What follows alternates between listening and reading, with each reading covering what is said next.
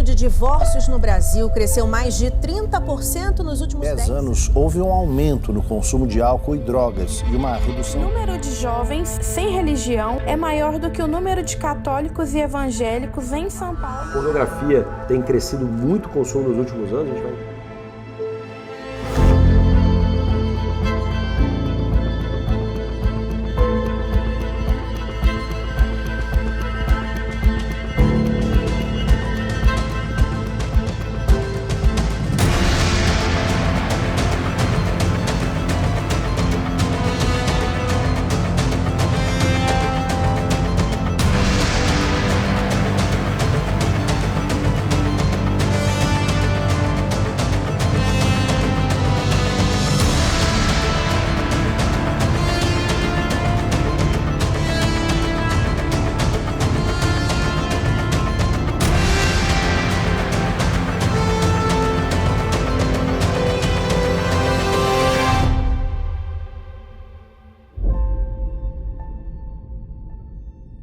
Bom dia, seja muito bem-vindo à Igreja Red, que bom tê-los aqui conosco.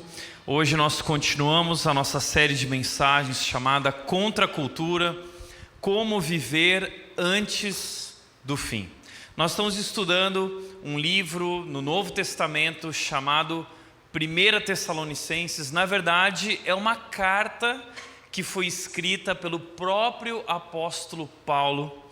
Foi uma das primeiras cartas que ele escreveu para uma igreja que se encontrava na cidade de Tessalônica. E essa é uma carta muito importante para nós, que cabe muito bem nesse momento, porque nessa carta Paulo vai falar sobre a volta de Jesus, mas mais especificamente sobre como nós devemos viver, qual deve ser nossa postura e atitude diante dos últimos dias, como viver antes do fim. Então deixa eu te fazer uma pergunta. Você sabia que nós estamos vivendo os últimos dias? Estamos vivendo os últimos dias, é isso que a Bíblia afirma. O que significa isso?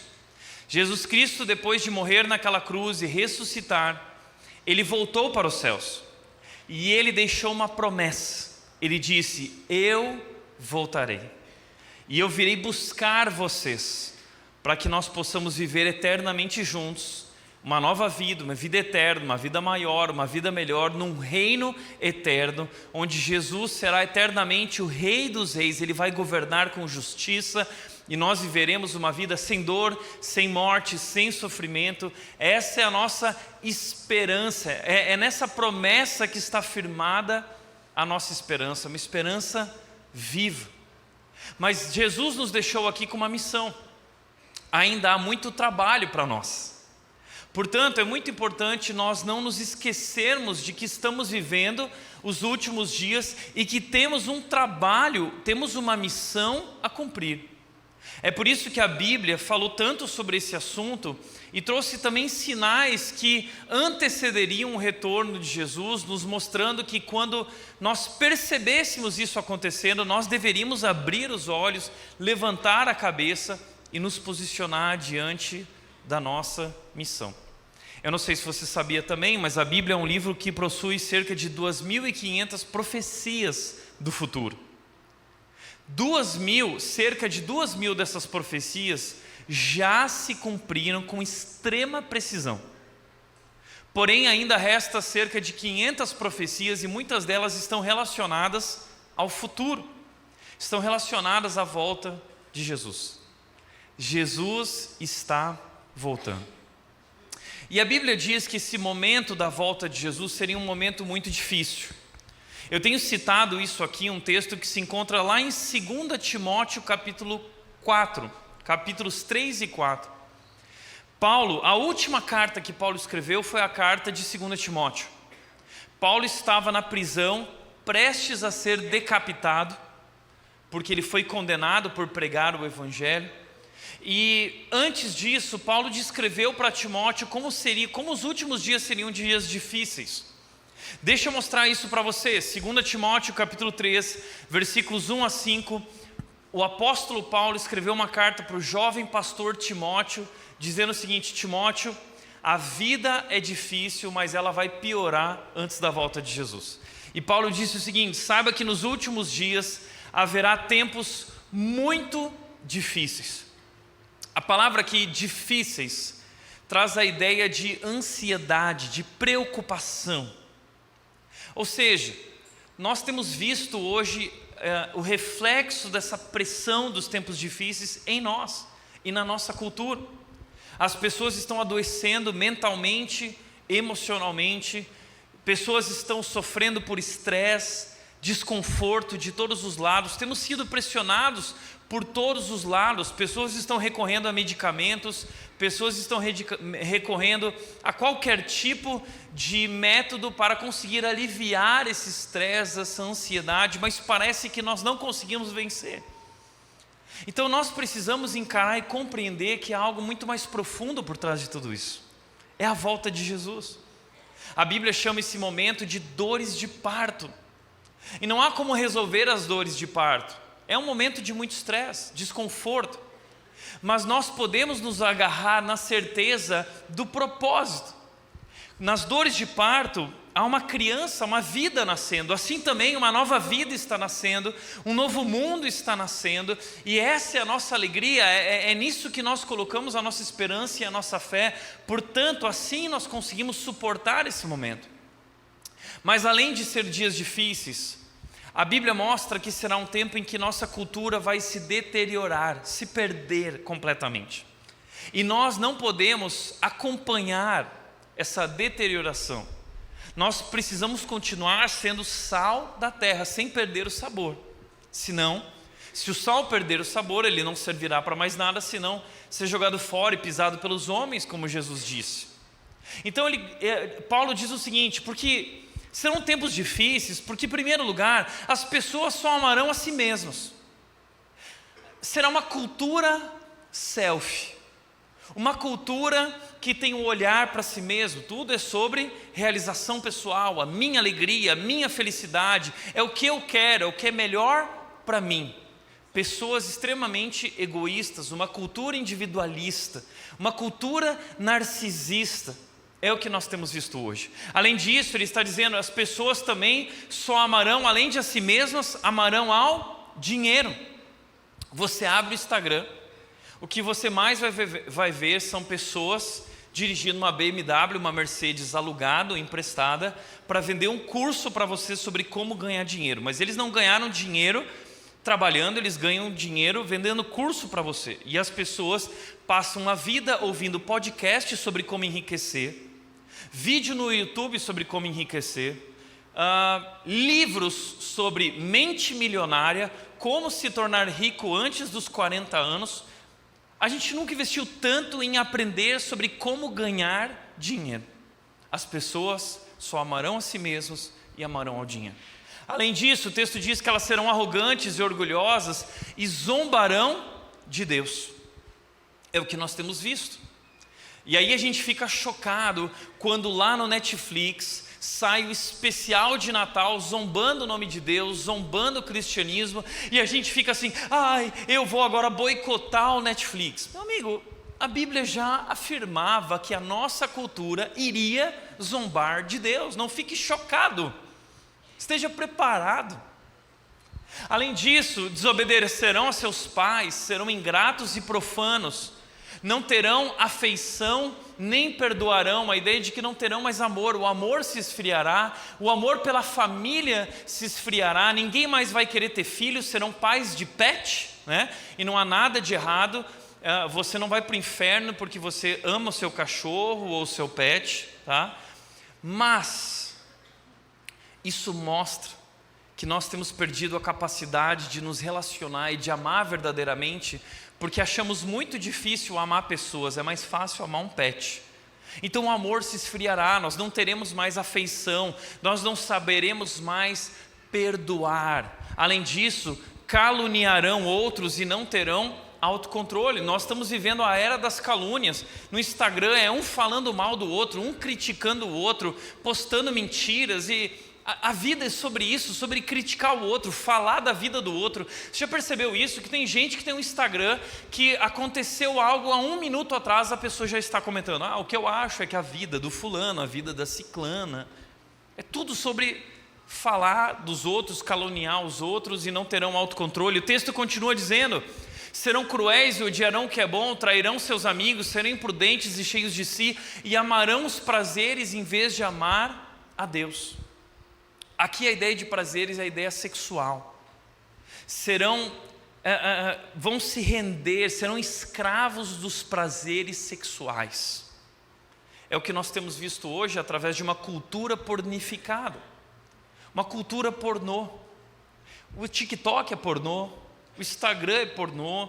Você abre as redes sociais, são mulheres dançando, são crianças seguindo a mesma linha de danças eróticas, sensuais. É uma cultura pornificada. Os homens e as mulheres serão viciados nessa questão sexual, na imoralidade sexual, e semana que vem o assunto é esse. 1 Tessalonicenses 4 diz o seguinte: a vontade de Deus é que vocês fujam da imoralidade sexual. Semana que vem a gente vai falar só sobre isso. Então prepare-se, ok? Nós vamos falar sobre pecados secretos na área sexual. Serão religiosos apenas na aparência, mas rejeitarão o poder capaz de lhe dar verdadeiramente a devoção. Serão religiosos apenas na aparência. Os evangélicos estão crescendo. Aparentemente a religião está crescendo, mas é só aparência. Não há transformação. É só religião, é só religiosidade, mas não há de fato uma nova vida nascendo, transformada. Não há pessoas se tornando mais parecidas com Cristo, pelo contrário. Então veja que os últimos dias serão dias muito difíceis, e nós precisamos nos preparar. A Bíblia, quando fala sobre os últimos dias, o intuito dela falar não é nos assustar, não é nos preocupar, não é nos espantar, mas é nos preparar para o que está para acontecer. Portanto, o tema central de 1 Tessalonicenses é esse: seguir a Jesus nos leva a viver de forma contracultural. Viver os últimos dias na esperança de que Cristo está voltando significa andar na contramão do mundo. O mundo jaz no maligno, o mundo está andando na direção da perdição, da porta larga que conduz à perdição, mas nós estamos seguindo na direção da porta estreita. É um caminho na contramão do mundo, e esses caminhos inversos, eles se chocam. A nossa cultura cristã se choca com a cultura desse mundo. Entenda uma coisa: o mundo pode mudar, a cultura pode estar mudando, mas a palavra de Deus nunca mudará, nossos princípios nunca mudarão, a nossa fé nunca mudará. Aquilo que Deus nos chamou para viver continua sendo a mesma coisa que Ele disse há 2000 anos atrás. Então, por isso nós somos o sal da terra, porque nós permanecemos ainda resguardando esse sabor, essa peculiaridade do sal. Nós somos diferentes. Por isso, estamos sendo chamados a viver de modo contracultural. E não pense que viver de modo contracultural é fácil. Nós vamos enfrentar perseguição, nós vamos enfrentar zombaria, nós vamos enfrentar todo tipo de problemas e aflições decorrentes de sermos seguidores de Jesus. Prepare-se. E foi o que os tessalonicenses experimentaram. Eles sofreram perseguição, muitos deles foram mortos, muitos deles foram abandonados pelas famílias, muitos deles enfrentaram hostilidades da sua vizinhança. Eles perderam seu emprego, eles estavam sofrendo prejuízo, estavam correndo risco de vida, de morte, estavam sofrendo. E sabe o que aconteceu? Paulo teve que deixar aquela cidade, porque se Paulo continuasse ali, a perseguição iria se intensificar. Então é como eu disse semana passada, quando um assaltante está com uma arma na cabeça do seu filho e o assaltante diz: largue a sua arma. Você tem que largar a arma. E aí Paulo precisou sair daquela cidade, porque senão a coisa iria piorar muito, e ele foi para Atenas. Depois de Atenas ele foi para Corinto, mas o coração dele ficou em Tessalônica. Então ele escreveu uma carta. E nessa carta, então, por exemplo, no capítulo 13, versículo 1, ele vai dizer: por isso, quando não pudemos mais suportar a saudade, resolvemos ficar sozinhos em Atenas e enviamos Timóteo para visitá-los. Enviamos Timóteo para saber como vocês estavam. Paulo não conseguiu completar o trabalho dele com aquelas pessoas, elas tinham se convertido, estavam crescendo, mas quando a perseguição veio, Paulo não teve outra opção, senão fugir de lá. Ele seria morto e toda a igreja seria morta. Então Paulo, depois de algum tempo, envia Timóteo para saber como eles estão. Paulo está preocupado, será que eles abandonaram a fé? Timóteo vai e Timóteo volta com excelentes notícias. Timóteo diz o seguinte: Paulo, você não vai acreditar, essas pessoas estão crescendo na sua fé. No meio das piores aflições, no meio das mais turbulentas tribulações, no meio de duras e intensas tempestades e perseguição, eles estão crescendo e amadurecendo. E aí Paulo diz o seguinte: por isso, irmãos, apesar de nossos sofrimentos e dificuldades, ficamos animados, porque vocês permaneceram firmes na fé. Agora, revivemos por saber que vocês estão firmes no Senhor. A palavra firmes vai aparecer várias vezes no capítulo 3. Paulo está celebrando a Deus, agradecendo a Deus em oração, porque essa igreja está firme na sua fé. E é sobre isso que eu gostaria de falar hoje. Como nós podemos permanecer firmes diante de intensa perseguição que nós vamos enfrentar do mundo e da nossa cultura? Como nós podemos permanecer firmes diante das mais intensas e duras aflições, tribulações, dificuldades, tempos difíceis que nós vamos enfrentar? Como permanecer firmes? E a imagem que eu quero que você tenha é a imagem daqueles 3 jovens lá no Antigo Testamento, na Babilônia, os amigos de Daniel, que quando o rei Nabucodonosor fez uma grande estátua de 27 metros com sua imagem, ele fez uma lei ordenando que todos deveriam se dobrar diante da estátua ao tocar da trombeta e adorar aquela imagem. E os amigos de Daniel decidiram não se dobrar, não se curvar, mas eles ficaram de pé, firmes, porque eles sabiam que só havia um Senhor, um único e verdadeiro Deus.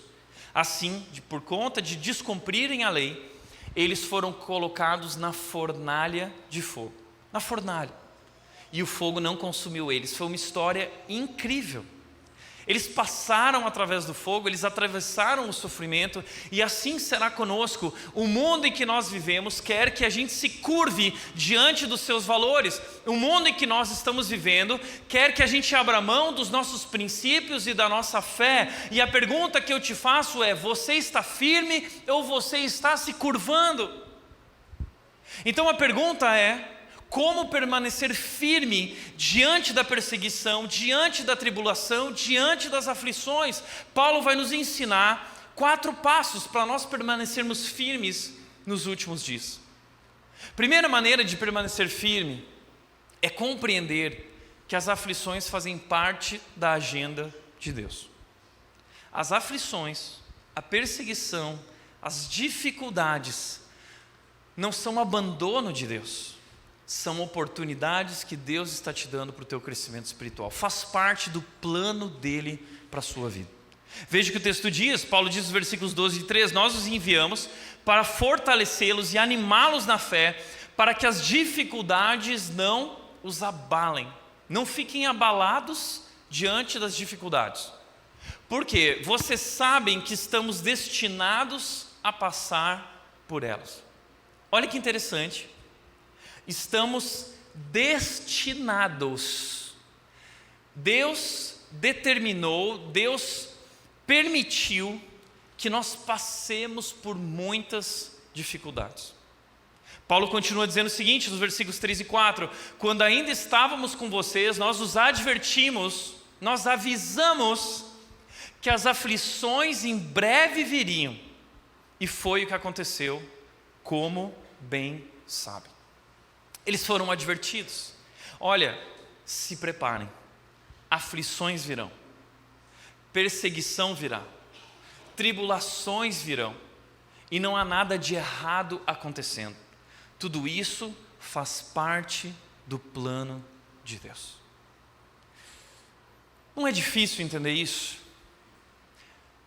Porque essa é uma pergunta que muitas vezes, diante de situações assim, nós levantamos, né? Por que Deus permite o sofrimento? Por quê? E essa é uma arma poderosa nas mãos dos ateístas e dos agnósticos. Porque eles vão dizer o seguinte: essa é a maior prova de que Deus não existe. Porque se Deus existe, como Ele permite o sofrimento? E se Ele existe, então Ele não é bom. Por que um Deus bom permitiria o sofrimento? Outra questão. Ou então Ele não é um Deus todo-poderoso. Porque se Ele é bom e o sofrimento, nós estamos sofrendo diante de tantas aflições, então talvez Ele não tenha todo esse poder para agir e para transformar a nossa realidade. Essa pergunta é uma pergunta importante. Muitas pessoas, por não saberem, não compreenderem a resposta dessa pergunta, acabam se tornando amarguradas.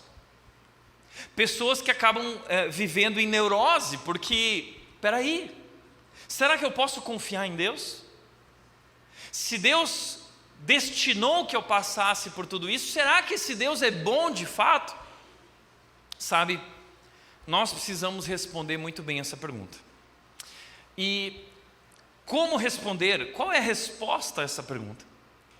E a primeira coisa que eu gostaria de te lembrar é que muitos homens na Bíblia fizeram essa pergunta. Um deles, por exemplo, foi Jó. Jó fez a pergunta: Deus, por quê? Elias também fez essa pergunta: por quê? E sabe que interessante? Deus não respondeu.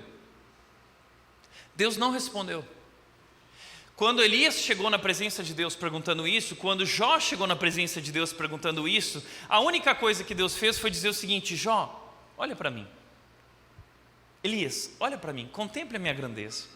Quem foi que colocou as cabras no alto das montanhas? Quem foi que estabeleceu as estrelas e os planetas no universo? Quem foi que criou o sol? Quem foi que estabeleceu os dias e as estações do ano? Deus vai mostrando para Jó a sua grandeza, a sua soberania, o seu poder, e mostrando que como seres humanos somos incapazes de compreender, mas podemos crer na sua bondade, no seu poder, no seu caráter.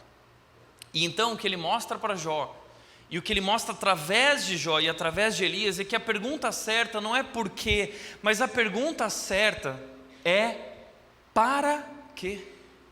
Deus tem um propósito através do sofrimento. Deus tem um propósito através da dor. E qual é esse propósito? Em primeiro lugar, Deus usa o sofrimento e a dor para nos despertar. Por exemplo, C.S. Lewis diz: Deus sussurra para nós em nossos prazeres, fala em nossa consciência, mas grita em nossa dor. Ela é o seu megafone para despertar um mundo surdo. Deus usa a dor para nos despertar, para nos fazer acordar. Eclesiastes diz que é melhor ir à casa onde há luto do que à casa onde há festa, porque é na casa onde há luto que nós acordamos para a realidade de quão breve é a nossa vida, de quão frágil é a nossa existência. Ali a gente acorda, e é ali que nós percebemos que não somos autossuficientes, é ali que nós percebemos que nós somos apenas como pó, que nós somos, como diz Tiago, como a neblina que logo se dissipa. E aí a gente acorda para a realidade de pensar sobre o significado da nossa vida e compreender que existe algo muito maior do que nós mesmos. E aí nós podemos então nos render a esse ser divino que é o Deus Criador, que tem um propósito para as nossas vidas. Deus usa a dor para nos acordar, para despertar. Deus também usa o sofrimento e a dor para se revelar a nós. Por que Deus então permite? Como disse o Tim Keller, você não percebe que Jesus é tudo o que você precisa até que Jesus seja tudo o que você tem. Você não percebe que Jesus é tudo o que você precisa até Jesus ser tudo o que você tem. Já ouviu aquele slogan, aquela frase que diz: se não é por amor, é pela dor. Sabe que é clichê, mas é verdade. Porque nós não nos voltamos completamente a Deus, inteiramente a Deus, enquanto Ele não se torna tudo que nós temos. Nós nos apoiamos na nossa riqueza, nós temos tudo que nós precisamos para viver. No fundo, quem precisa de Deus? Não é? Eu posso conquistar por mim mesmo, eu posso realizar por mim mesmo, eu tenho meus sonhos, eu tenho meus objetivos. No mundo em que nós vivemos hoje, tão estruturado, tão desenvolvido, nós não precisamos mais de Deus. Mas é somente no momento da dor e do sofrimento que a gente desperta, porque é mais importante, e a gente se volta para Deus. Então Deus usa o sofrimento para nos despertar, para se revelar a nós, para apresentar a nós quem Ele realmente é e o quanto nós precisamos dEle, e para nos ensinar. O tempo de sofrimento nós chamamos de a escola do deserto. A escola do deserto está presente por toda a Bíblia, seja no povo que Deus tirou do Egito, levando para a terra de Canaã. Eles foram matriculados na escola do deserto. Por quê? Porque Deus tirou o povo de Israel do Egito em um dia, mas demorou 40 anos para tirar o Egito de dentro deles. E assim é em nossas vidas hoje. Deus nos salvou quando nós cremos em Cristo, mas demora uma vida inteira para Deus tirar o mundo de dentro da gente, o pecado de dentro da gente, nos santificando, nos transformando, nos tornando mais semelhantes a Cristo Jesus. E Ele usa a dor para o nosso crescimento espiritual, para o nosso amadurecimento. Portanto, a frase que eu quero deixar hoje, principal para você, é essa: avalie tuas aflições pelo quanto você cresceu e não pelo quanto doeu. Avalie tuas aflições não pela intensidade do sofrimento, mas pela oportunidade de amadurecimento, pelo quanto você amadureceu. Deus usa a dor para nos ensinar, para nos fazer crescer. Você já parou para pensar no seguinte? Existe um slogan entre a turma do CrossFit e a turma da academia que diz o seguinte: no pain, no gain. Ou seja, sem dor, sem ganho. Quando você está malhando, dói. E se não doeu, você não está malhando direito. Porque o processo de crescimento do músculo se dá por meio da cisão do músculo e dessa dor que é provocada através do exercício físico. Bom, eu não sou personal, também não sou dessa área da saúde, eu não sei explicar direito como isso acontece, mas o fato é esse. A grosso modo, né, o que acontece é que através desse processo de dor, o músculo cresce e se desenvolve. Da mesma forma é com a nossa fé. É através da dor que o músculo da nossa fé, que nossos músculos espirituais se desenvolvem. E por último, Deus usa o sofrimento para nos usar. Deus permite o sofrimento porque o sofrimento nos torna humanos. O sofrimento nos torna mais sensíveis às pessoas ao nosso redor. Porque quando eu estou sofrendo, eu entendo quem está passando também por aquilo que eu estou passando, eu me identifico, eu me conecto de maneira melhor com essas pessoas, não é verdade? Quem já passou pelo câncer, quando está com alguém que já passou pelo câncer, olha nos olhos e diz assim: eu sei pelo que você passou. Alguém na nossa igreja que já perdeu um filho, sabe olhar para outra pessoa que já perdeu um filho e se conecta com essa pessoa num abraço mais forte, mais real, mais autêntico, porque sabe o quanto dói. E Deus usa a dor para nos conectar. Deus usa a dor para aprofundar o nosso amor, aprofundar as nossas relações e nos tirar, nos libertar do nosso egoísmo. Portanto, nós precisamos dar propósito à nossa dor e usar ela na vida das outras pessoas. Eu nunca esqueço quando meu pai faleceu, vocês sabem, há 3 anos atrás. Foi um processo muito difícil, mas especialmente para minha mãe, que era casada com ele há mais de 40 anos. Um casamento incrível, intenso, muito especial. E minha mãe não sabia o que era viver sem a presença do meu pai. E meu pai se foi. Recebeu a notícia do câncer em junho, morreu em agosto. 2 ou no máximo 3 meses depois. Minha mãe passou por um período de muito sofrimento. E eu nunca esqueço quando a minha mãe, nós estávamos lá no sul, depois de 2 meses que meu pai havia falecido, nós voltamos para o sul para estar um tempo com a minha mãe, meu irmão estava lá, minha irmã estava lá, a família se reuniu num momento muito especial. E um dia de manhã minha mãe acordou bem cedo, ela foi lá para o quintal, e meu irmão acordou mais cedo, nós fomos depois, e minha mãe disse o seguinte: eu queria que Deus me levasse para o céu. Eu não vejo mais propósito na minha vida, eu não vejo mais razão para viver. E essa é a afirmação de alguém que está sofrendo muito. Talvez hoje você está afirmando isso, e eu não tenho dúvidas que é porque você está sofrendo. Você está passando por momentos difíceis, temporadas difíceis. E diante de momentos assim, nós entramos em desespero, não vemos mais para onde ir, não vemos mais razão de ser, de fazer, de viver. E ela disse isso. E foi interessante que no mesmo momento que ela disse isso, eu e a Nath tínhamos acabado de fazer o teste de gravidez da Nath, a Nath estava grávida. E Deus nos deu o privilégio de dar uma boa notícia para ela e dizer: mãe, ainda muito mais. E hoje, minha mãe está morando aqui em Indaiatuba e eu vejo Deus usando ela de duas maneiras muito especiais. Primeiro, na vida dos netos, na vida da minha filha espiritualmente.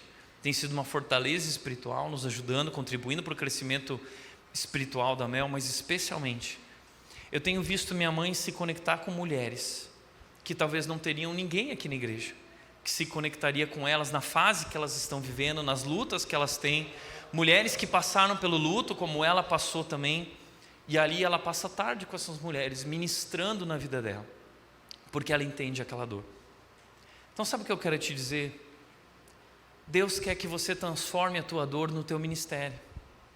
Deus quer que você dê um propósito à sua dor, e que você use a sua dor para abençoar a vida de outras pessoas. É o que o apóstolo Paulo fez ao escrever essa carta. A carta de 1 Tessalonicenses foi escrita por alguém que está sofrendo muito, Paulo. Então ele usa a sua dor para ministrar na vida de pessoas que também estão passando por sofrimentos, e para dizer que há esperança e que em Cristo nós podemos permanecer firmes. Está entendendo? Deus tem um plano.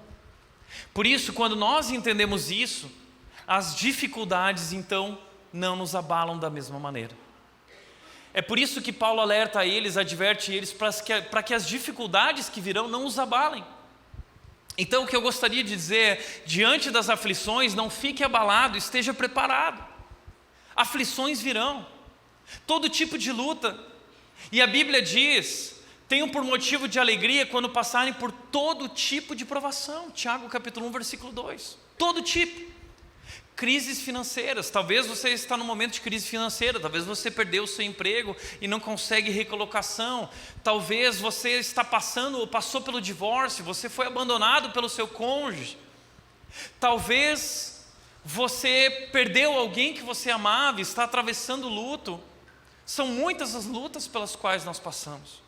Não fique chocado, não fique abalado, esteja preparado.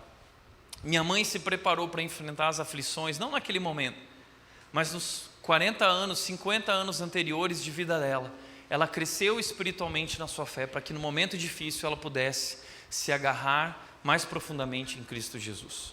Em primeiro lugar, como permanecer firme? Compreender que as aflições fazem parte da agenda de Deus. Segundo lugar, como permanecer firme? Resistir às mentiras do diabo. Por quê? Porque é justamente no momento em que nós estamos sofrendo e passando por aflições que nós estamos mais vulneráveis, e o diabo vem nos tentar para nos afastar de Deus. Veja o que ele diz: assim, quando eu não pude mais suportar, enviei Timóteo para saber se continuavam firmes na fé. Tinha receio de que o tentador os tivesse vencido e todo o nosso trabalho houvesse sido inútil. Eu tinha receio que o tentador os tivesse vencido. Entenda isso. O sofrimento nos deixa vulneráveis. Quando estamos sofrendo, nós estamos vulneráveis. Se você está passando pelo divórcio, ou passou, você está vulnerável.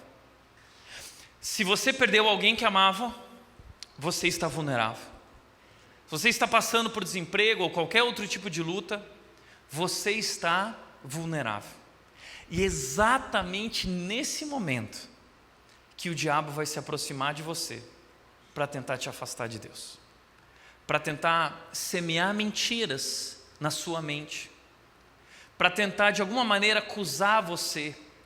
E talvez você está vivendo isso, você não está vivendo isso, você percebe isso? Muitos pensamentos vêm na sua mente nesse momento, você se torna confuso.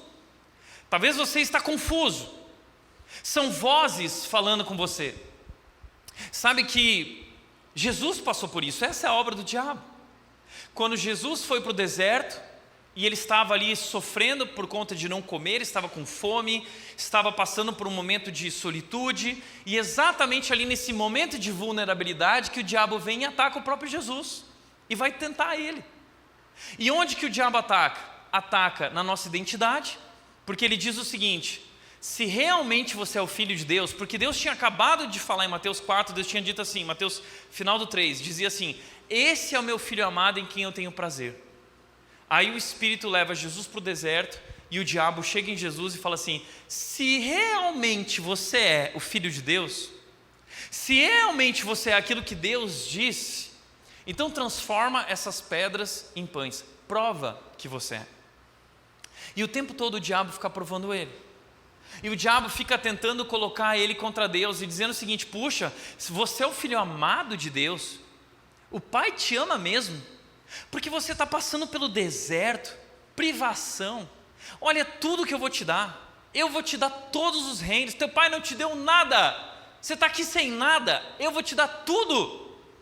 O diabo tenta nos colocar contra Deus. Foi o que ele fez no Jardim do Éden, não foi? Com Adão e Eva.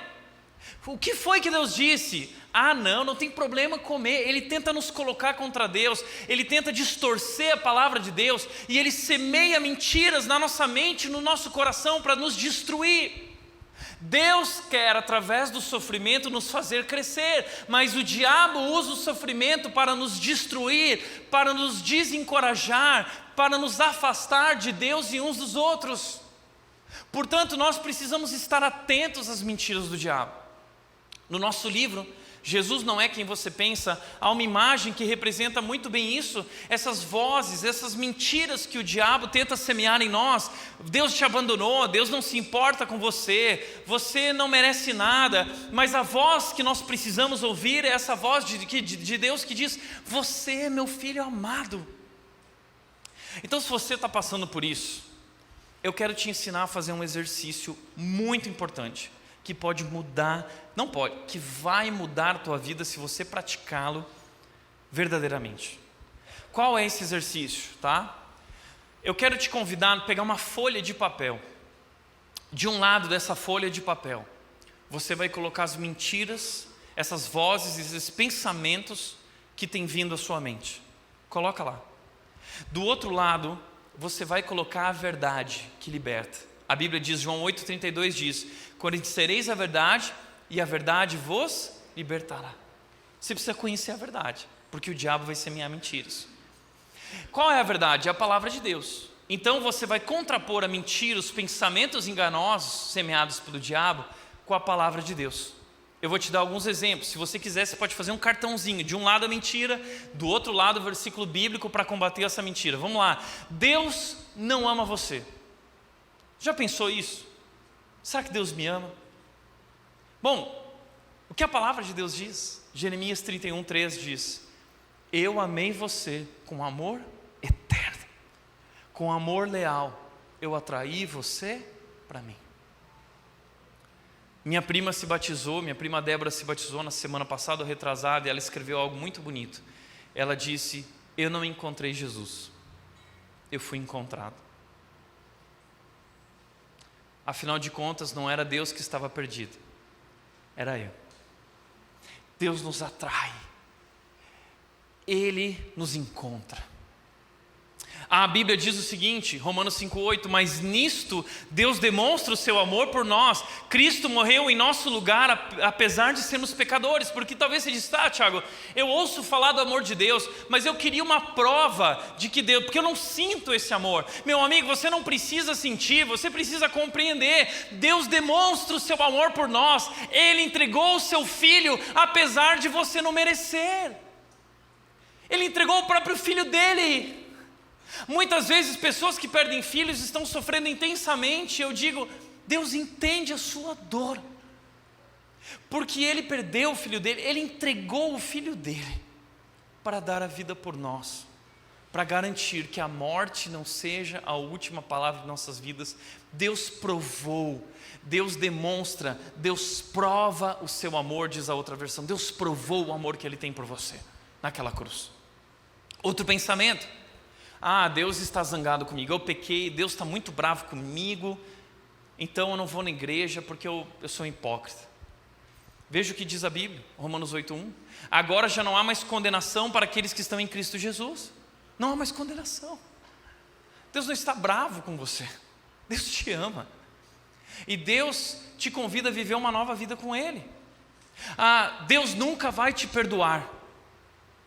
Deus nunca vai te perdoar. Já teve esse pensamento na sua mente?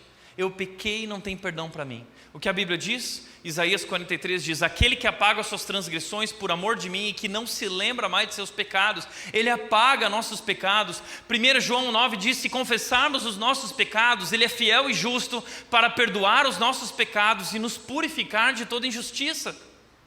Ele é fiel e justo para nos perdoar. Ele perdoa, não há pecado que não possa ser perdoado pela graça de Deus.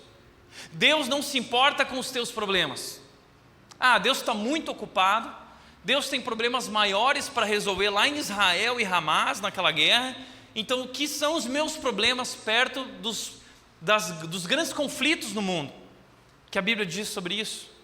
Lancem sobre Ele toda a sua ansiedade e problemas, porque Ele está cuidando de vocês.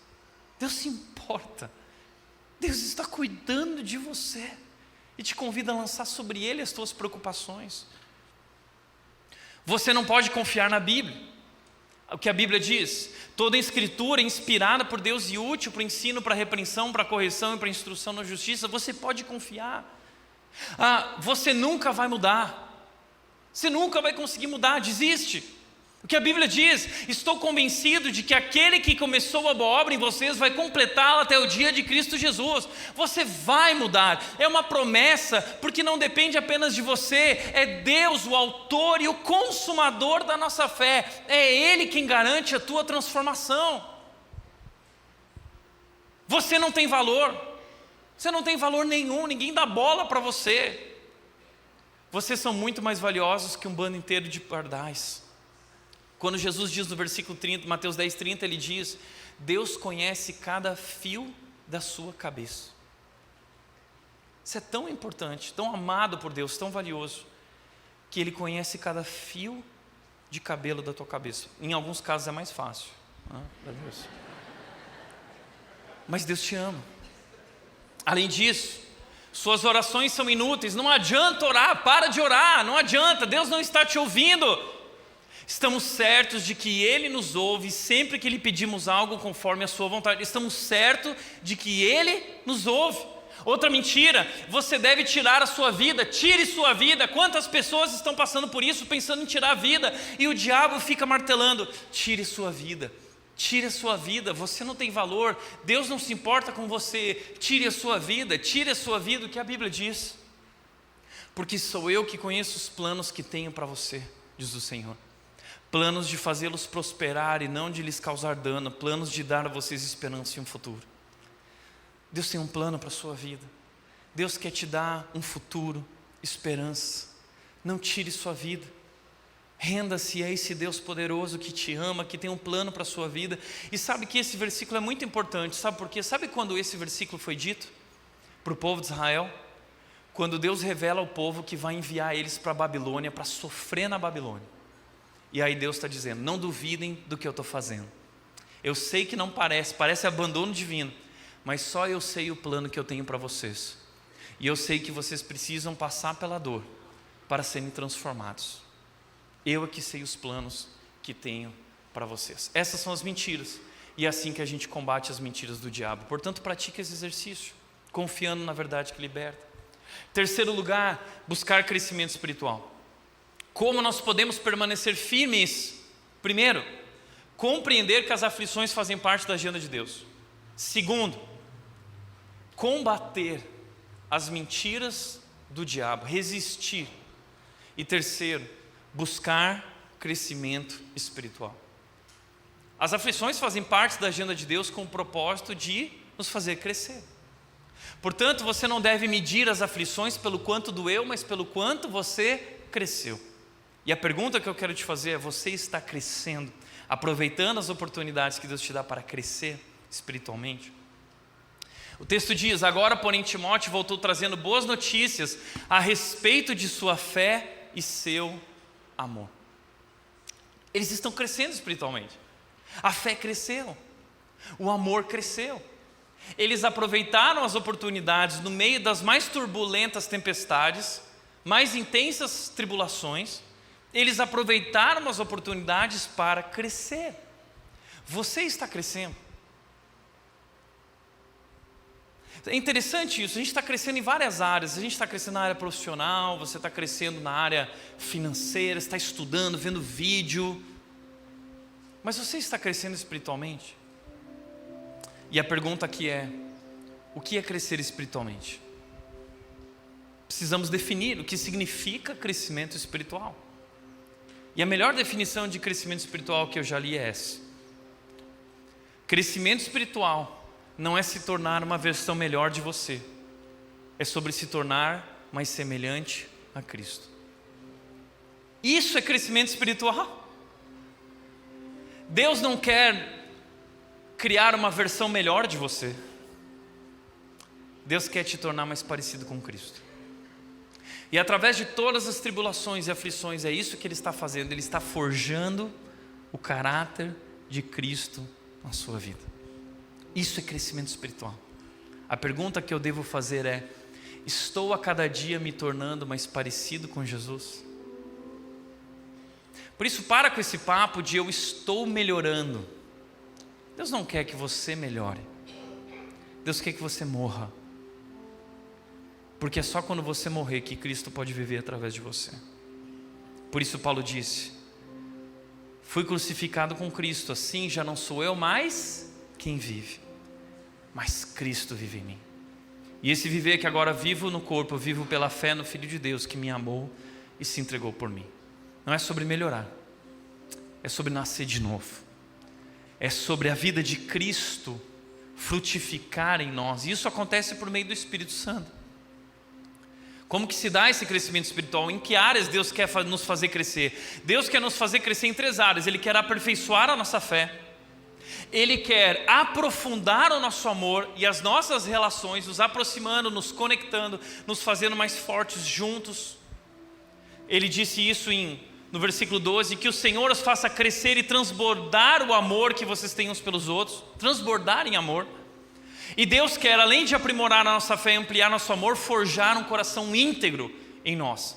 Deus quer produzir santidade em nós. Veja o que Ele diz no versículo 13: e como resultado, que Deus nosso Pai torne seu coração forte, irrepreensível e santo diante dEle, para quando nosso Senhor Jesus voltar com todo o seu povo santo. Deus não está comprometido com a sua felicidade. Deus está comprometido com a tua santidade, com a tua maturidade. Ele está comprometido em te fazer parecido com Cristo. É por isso que Ele disse em Romanos 8:28: todas as coisas cooperam para o bem. Que bem? O propósito dEle: nos tornar mais parecidos com Cristo. Todas as coisas na sua vida, tudo que você está vivendo, toda a pressão que está sobre você, é porque Deus tem um propósito de te tornar mais parecido com Jesus e te fazer santo. Agora, como crescer espiritualmente? Eu quero crescer. Algumas coisas que você precisa entender. Primeiro, o crescimento espiritual é intencional. 1 Pedro 2 diz que, como crianças recém-nascidas, nós precisamos desejar o genuíno leite espiritual. É aquele desespero pelo TT. A mulher é desesperada pelo TT. Nós deveríamos ser desesperados pelo nosso TT, que é a palavra de Deus. Desesperado por estudar, por crescer. E buscar esse crescimento, porque o crescimento espiritual não acontece por osmose. Não basta vir à igreja. Não é vindo à igreja que você vai crescer espiritualmente. você precisa fazer parte disso, você precisa servir, você precisa estudar, você precisa na tua casa abrir a palavra de Deus todos os dias. A palavra de Deus não pode estar apenas aberta nesta casa, ela precisa estar aberta na tua casa. Nós não podemos cantar e adorar a Deus apenas nessa casa, você precisa adorar a Deus na tua casa. Ontem final da tarde, a Nath foi trabalhar, eu fiquei sozinho com a Mel e eu fiz algo diferente com ela. Eu fiz um cultinho com ela e eu botei algumas músicas no YouTube de adoração a Deus e eu ficava adorando a Deus. E ela ficava olhando assim as músicas e ela olhava para mim, aí ela levantava a mão junto comigo para adorar a Deus. Mas crescimento espiritual é intencional, a gente precisa buscar. Crescimento espiritual é gradual, é um passo de cada vez. Você não vai mudar da noite para o dia, mas gradualmente. A palavra de Deus diz em 2 Coríntios 3,18, nós vamos sendo transformados a cada dia, se tornando de glória em glória, se tornando mais parecido com Cristo.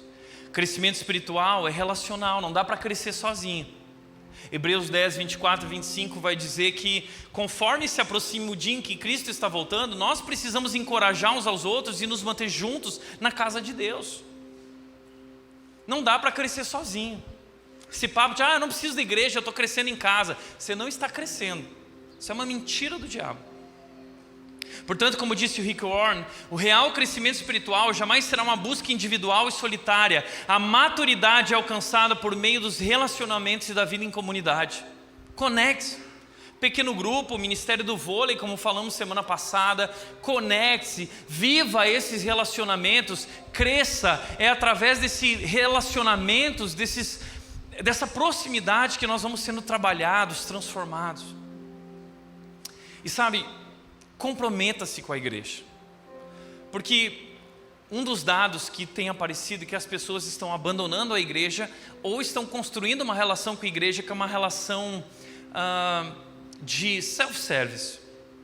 Eu acordo de manhã, eu não sou membro da Red, eu penso assim, o que eu estou afim hoje? Eu estou afim hoje de uma palavra bacana, ou eu estou afim de um louvorzão, ou eu estou afim de revelação. Porque se for revelação, eu vou lá na igreja do Reteté, né? Lá tem revelação para todo lado. Eu gosto assim, quando a coisa é espontânea, pai fala e sabe tudo da minha vida. Tem gente que não se compromete com a igreja, vai pulando de igreja em igreja. Isso é obra do diabo. O livro do C.S. Lewis, que ele diz o seguinte: Cartas de um Diabo a Seu Aprendiz. O demôniozão que é uma ficção, ele está ensinando os sobrinhos dele, e ele diz o seguinte: a igreja é inevitável, os crentes vão querer ir para a igreja, mas então faça o seguinte, olha o que ele diz: se um homem não pode ser curado do mal de frequentar a igreja, a melhor coisa depois disso é enviá-lo por toda a vizinhança em busca de uma igreja que lhe seja apropriada, até que ele se torne um provador de igrejas. Você é um provador de igrejas? Então você é um alvo fácil do diabo, porque você não está comprometido com a igreja, você não pertence a uma comunidade. Você precisa até repensar a tua fé. Crescimento espiritual é relacional, e relacionamentos significativos não acontecem aos domingos, é durante a semana. E existe uma vida nessa igreja que vai muito além do domingo. Crescimento espiritual é relacional. E por último, crescimento espiritual é prático.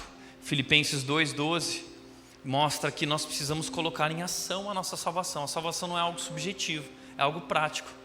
E eu preciso transformar tudo aquilo que eu creio em atitudes e comportamentos. É isso que o Espírito vai produzir na minha vida através do seu fruto. Mas isso vai se revelar, se manifestar, ser demonstrado nas nossas relações. Portanto, a pergunta que eu quero te fazer é: qual o próximo passo para você continuar crescendo? Qual o próximo passo para você continuar crescendo? Se é gradual, o que você precisa fazer agora? Talvez você começou a frequentar a igreja e está gostando, que bacana. Mas qual é o próximo passo? Talvez você precisa fazer parte dessa igreja. Talvez você precisa compreender o evangelho e ser batizado. Talvez você precise entrar no Repense ou num pequeno grupo. Talvez você precisa começar a estudar a Bíblia no Red College. Talvez você precise estudar a Bíblia na tua casa. Talvez você precisa construir relacionamentos significativos. Qual é o próximo passo na tua jornada de crescimento espiritual? Dê esse passo. Talvez você precisa ouvir menos podcasts sobre como ficar rico e começar a ler mais a Bíblia sobre como se tornar santo. Quarto e último lugar, manter uma vida de oração. 1 Tessalonicenses 3,10 diz: noite e dia oramos por vocês com fervor, pedindo que possamos vê-los novamente a fim de ajudá-los a aperfeiçoar a fé. Noite e dias oramos por vocês com fervor. Como permanecer firme diante das aflições? Primeiro, compreender que as aflições fazem parte da agenda de Deus. Segundo, resistir às mentiras do diabo. Terceiro, buscar crescimento espiritual. E quarto, cultivar uma vida de oração. É me retirar e ter o meu momento com Deus. Paulo, quando as aflições se intensificavam, ele também intensificava as orações. E ele orava com fervor, noite e dia. Esse é o segredo de Paulo. Paulo disse isso lá em Filipenses 4. Ele disse o seguinte: eu aprendi o segredo de viver contente em toda e qualquer situação. Ele diz: tudo posso naquele que me fortalece. Ou, o que significa? Eu sou capaz de enfrentar qualquer tribulação, das piores, através daquele que me fortalece. E como fortalece? Através de uma vida de oração, com fervor, noite e dia.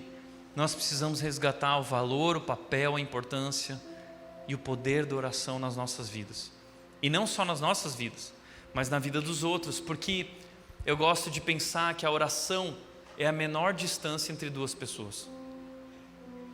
É o ministério da presença. Nem sempre eu preciso estar presente na vida de alguém para fazer diferença na vida dela. Às vezes eu posso orar. Você pode orar por aquele que está sofrendo. Paulo está orando por essas pessoas noite e dia. Ele não pode estar presente, então ele ora. Eles estão distante dos olhos, mas perto em oração, pois ao mesmo trono vai o seu coração. Nós podemos orar, e a oração transforma a vida daqueles que nós oramos. Você já percebeu isso? Às vezes algumas pessoas falam assim para mim: eu tenho orado por você, Tiago. E eu respondo: eu tenho percebido, porque em muitos momentos eu percebo que existem pessoas orando, porque é sobrenatural. Nós precisamos orar. E quando nós oramos, isso não significa que Deus vai mudar todas as circunstâncias externamente, mas significa que Deus vai nos mudar internamente. É o que Paulo disse em Filipenses 4. Não vivam preocupados com coisa alguma, não fiquem ansiosos. Em vez disso, ore a Deus, pedindo o que precisam e agradecendo por tudo que Ele já fez. E então, vocês experimentarão a paz de Deus, que excede todo entendimento e que guardará o seu coração e a sua mente em Cristo Jesus. Apresentem os seus pedidos a Deus. Ore, busque a Deus constantemente, cultive uma vida de oração. E a paz de Deus, que excede todo entendimento, guardará a sua mente e o seu coração. O que nós precisamos diante das dores de parto dos últimos dias, desse tempo de desconforto, de estresse? Nós precisamos de paz. Você já sabe onde buscar a paz, não é? Portanto, a oração não lhe dá uma vida sem problemas, mas um coração em paz. Nós precisamos cultivar uma vida de oração. Para refletir e praticar, primeiro, encare as aflições de sua vida como parte do plano de Deus, confiando que Ele está no controle e trabalhando para o seu bem. Segundo, identifique uma mentira específica do inimigo que você tem enfrentado recentemente e refute ela biblicamente. Pratique esse exercício constantemente. E por último, quais passos práticos você pode tomar a partir de hoje para buscar amadurecimento espiritual? Cresça. Lembre-se, não avalie tuas aflições pela intensidade do sofrimento, mas pela oportunidade do amadurecimento que Deus te deu. Amém? Feche teus olhos. Pai querido, nós queremos agradecer, Deus, pelo Teu amor e pela Tua palavra, que nos adverte, nos prepara para momentos difíceis, nos dando a certeza de que não importa o que aconteça, o Senhor está conosco e que o Senhor irá transformar nossas vidas e que estaremos vivendo contigo para sempre na eternidade, uma nova vida, uma vida perfeita, uma vida eterna. Nos dá coragem, Deus, nos dá ânimo, nos dá forças e sabedoria para enfrentar os tempos difíceis que temos diante de nós. Assim oramos e nos rendemos a Ti, em nome de Jesus. Em nome de Jesus. Amém.